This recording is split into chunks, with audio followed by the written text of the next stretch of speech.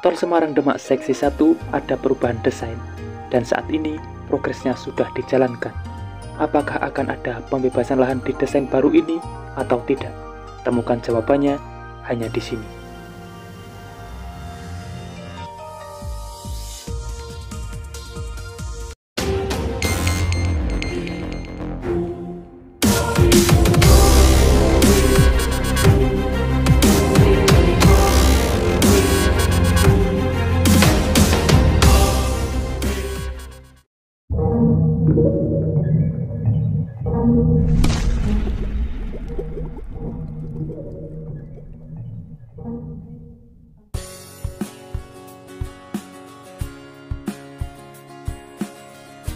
Assalamualaikum semuanya.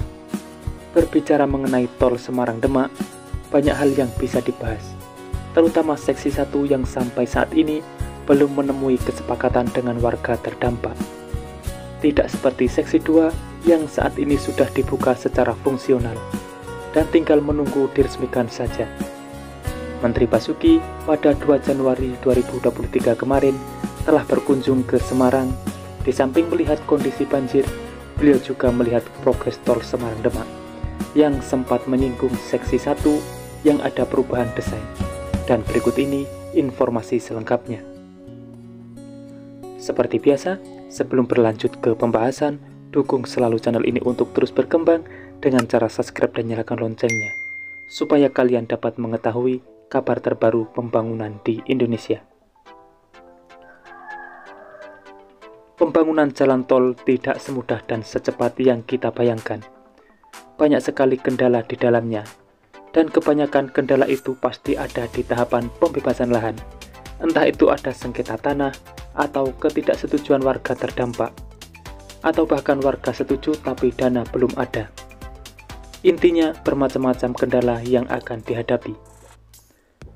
Untuk di Tol Semarang Demak ini, kendala bukan ada di itu semua, akan tetapi kendala ada di air. Dan ini berbeda dengan tol-tol lainnya. Maka dari itu pihak terkait harus memutar otak lebih keras untuk menyelesaikannya. Pengerjaan Tol Semarang Demak Seksi 1 sekaligus tanggul laut masih menyisakan kendala terkait pembebasan tanah musnah. Menteri Pekerjaan Umum dan Perumahan Rakyat Basuki Hadimulyono pun mengungkapkan progres pengerjaan proyek tersebut. Menurut beliau saat meninjau lokasi banjir di wilayah kawasan industri Terboyo Semarang pada Selasa 2 Januari 2022.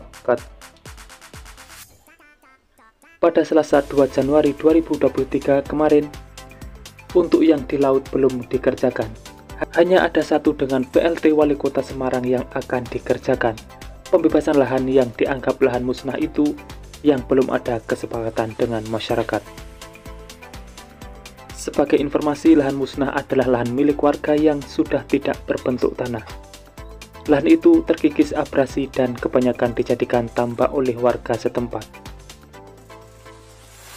Menurut Menteri Basuki, saat ini pengerjaan Tol Semarang Demak itu tengah melalui proses desain ulang. Hal itu dilakukan usai ada evaluasi dari percobaan konstruksi oleh pengelola proyek. Dan saat ini sudah ketemu solusinya. Mudah-mudahan sudah bisa disepakati antara BPJT dan PU. Pertengahan bulan ini akan diajukan review desainnya. Menurut desainnya, ini akan lebih baik dari General Design. Hal itu disebutkan tak berkaitan dengan pembebasan lahan musnah milik warga. Sebab meski desain berubah, pengerjaan tol itu tetap memerlukan pembebasan lahan musnah itu. Tidak terkait dengan pembebasan lahan, itu hanya khusus secara teknik. Mau desainnya yang dulu atau yang sekarang, tetap ada pembebasan lahan untuk tanah musnah. Dan ini sedang dikerjakan oleh Kementerian ATR. Memang belum ada kesepakatan untuk yang tanah musnah. Karena ini di laut, kalau yang di darat sudah selesai. Menteri Basuki mengatakan, pengerjaan peningkatan bagian jalan tol Semarang Demak yang diperkirakan membutuhkan waktu sekitar 6 bulan direncanakan dilakukan setelah Hari Raya Idul Fitri tahun 2023 ini. Hal ini agar tidak mengganggu lalu lintas kendaraan semasa mudik. Jadi, dari hasil koordinasi dengan Korlantas dan Dishub, diminta pengerjaan setelah Hari Raya. sehingga pada musim hujan tahun depan diharapkan tidak ada banjir.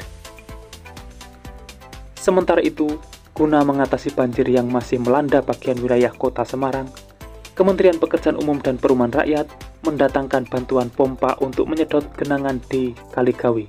Pengerahan bantuan mesin pompa penyedot air berkapasitas besar diharapkan dapat mempercepat penanganan genangan di daerah tersebut. Seperti yang kita tahu, proses pembebasan lahan tol Semarang-Demak Seksi 1 memang sangat sulit. Tidak seperti Seksi 2 yang saat ini sudah beroperasi, akan tetapi mau tidak mau pembebasan lahan akan tetap dijalankan. Tentunya dengan berbagai peraturan yang ada. Semoga saja cepat menemukan solusi supaya tol Semarang-Demak bisa tersambung seluruhnya di semua seksinya. Itulah informasi yang bisa saya sampaikan, semoga sedikit banyak ada manfaatnya. Dan temukan informasi yang tidak mungkin kalian temukan di tempat lain, karena hanya di sini, informasi yang tidak dibahas akan saya bahas secara lengkap. Jadi pantau terus channel ini untuk mendapatkan jawaban dari apa yang kalian cari. Sudah saatnya saya undur diri dan wassalamualaikum warahmatullahi wabarakatuh. Sampai bertemu di video menarik selanjutnya.